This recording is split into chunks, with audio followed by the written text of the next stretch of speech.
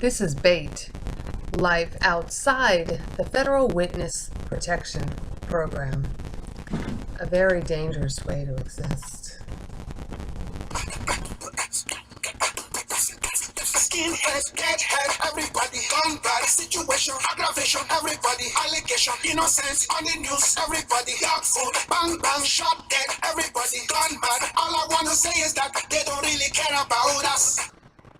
I seem to have a lot of enemies. Hey, it's Suze, and welcome to tonight's episode of War Crimes Unit. Nice to see ya. International Stalker at the Laundromat. Can you believe that? Good God. I hardly have time to do anything else, every day. I mean, pretty much here's my day.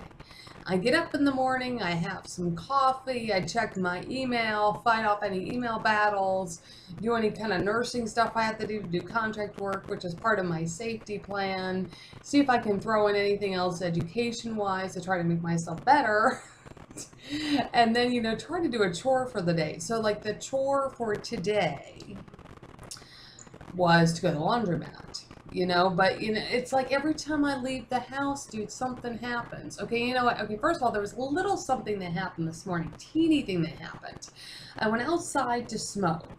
And, this male and female couple approached me. And you know what? I mean, I don't really totally remember him, but I guess he had asked me for a light the other day. He's like, "Oh, don't you remember me? I asked you for a light the other day." And I'm like, no. And then I'm sitting there thinking, if you're asking me for a lighter twice, and you obviously have enough money to buy yourself a pack of cigarettes, because it looks like you're holding a brand new pack of cigarettes, it's like, why don't you just take my damn lighter? I got a million of them. Then you'll quit fucking bothering me, dude. I mean, it reeked of something wasn't right. Okay, but like here at the laundromat today, this was the big one. Okay, so I went to the same laundromat that I went to about a week or so ago. I mean, I don't know. It's like I only know where two laundromats are. I went back to the same one. They did it's like a self-serve laundromat, just like they have in the United States, and the people were nice, and it was a good price and all that. So, you go back to the same place for repeat business, so I go back to do my laundry today, and I washed my clothes, and I was sitting outside smoking, and I went back, and I put my clothes in the dryer and everything, and then they have this table in there. It was just kind of like a little booth table, so I'm just sitting there, and I got my iTunes on, and I'm just chilling, and it was kind of like right at this angle, like where the door was, and then across the street, this car stops. A man gets out, looks at me, and was just like, waves as if like he knows me, and starts coming right at me. Now, I'm about 5'5", so this guy was probably about 5'6", something like that, maybe 5'5", 5'6", maybe between 5'4" and 5'6".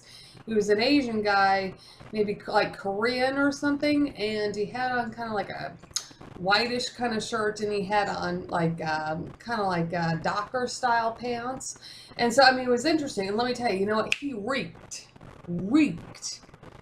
of an undercover somebody. Whether he was a DEA agent or whether he was an FBI agent, he reeked of an undercover person. And let me tell you, I live next door to our narcotics detective, an undercover narcotics detective, so I know how they act on the job. I mean, the minute I saw him, I actually thought, oh, there's somebody that's, the first one I saw myself, I was thinking to myself, maybe it's like a detective with, with the Mexican officials or something like that, or, somebody like that. And then he came in and he said, like, "Buenos dias," and they started speaking in English. And then he went up and he talked to the owner of the laundromat. Now, here was the weird part, because when I went in, the laundromat guy said he remembered me from being there before, But anyway, so like when this guy comes in, he says hi to me, but then he goes up and he talks to the laundromat guy, and I don't know what he was saying, but something was weird. Then he comes over and he sits down right across from me. And then he starts trying to proposition me to go party with them. In other words, to go, like, party, like, do drugs with them. The party word. And then he's, like, saying, like, he's lonely and he's just in town a few days and he, wants some company. I'm like, dude, I don't do either one of those. And I said, I don't feel comfortable talking to you anymore. And I got up, and thankfully my clothes were done, and I packed my clothes up. And I kept trying to dodge him because the owner of the laundromat had gone out, And then the Asian Korean guy was talking to him, and I was trying to just like dodge away and stuff. And then somehow the Korean guy ended up going out the door, like going that way. And then when I went out the door with my clothes, there was thank God, a Policia Municipal. And so then I explained to him just what happened. And then I was trying to give him a synopsis that I have been stalked internationally before. And I was trying to explain to him about these letters. These these are basically evidence of the fact that I've got organized crime and I've got bad guys, lots of bad guys. And so I was explaining to him just what happened. It was so obvious that guy purposefully came there to that laundromat just to try to either get me to do something, to try to scare me, or try to get me to go with him, like an organized crime kidnapping, or it was some kind of plot for nothing that was any good. And he definitely reeked of somebody that was undercover. So, I mean, I don't know, it was horrible. So I was explaining this to the police. I explained to them what happened. Explained to them that I've had international stalking before, and that maybe Mexico might not just be right for me. Maybe it's just not right. Or maybe I'm just too close to the border. Or maybe, I don't know, but I've been stalked internationally before in Mexico.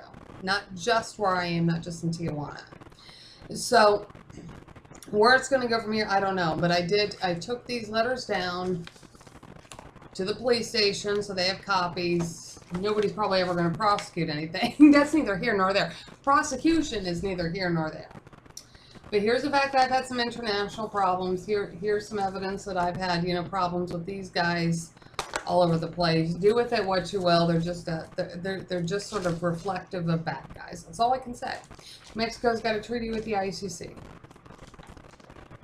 And whatever. From that point, I don't know. But see, that took up most of my day. So this is how I spend my days. That they're always creating crimes. And then I have to figure out, I have to go tell somebody else in order to try to keep these assholes away. And when most of the time these assholes are these damn undercover jackasses that are trying to take me out because they want to smoke show a whole terrorism case because they plea bargained a goddamn guy that's a threat to national security and wrapped kids in with them. And, like I was explaining to this officer, my whole family's missing. It looks like my cousins are probably dead up in Rochester. My mom's probably dead. The U.S. Marshals say missing, but it looks like people are dead. And so, you know what? I said, I said one little thing like that has the potential of being huge. But that's why I said, but it's really hard. It doesn't matter. If I hopped a plane from Tijuana and went into Japan, they'd pull something in Japan. If I went from Japan and then went to South Africa, they'd pull it in South Africa. If I went from South Africa to Australia, they'd pull it in Australia. If I went from Australia all the way up to the Netherlands, they'd pull it in the Netherlands. It doesn't matter. Even if I did it back to back, fly from Tijuana to Japan, stay a night, fly from Japan to South Africa, stay for a night. South Africa to Australia, stay for a night. In Australia up to the Netherlands, stay for a night and go. They'd still pull it. There's no way to get away from them. There's no way to get away from them unless somebody helps me get away from them on a comprehensive plan, which is supposed to be the Federal Witness Protection Program. So like when you're not in it, all kinds of things happen. Tonight's episode of War Crimes Unit. Keep your stun gun or machine gun handy. There's war criminals and terrorists out there, not me.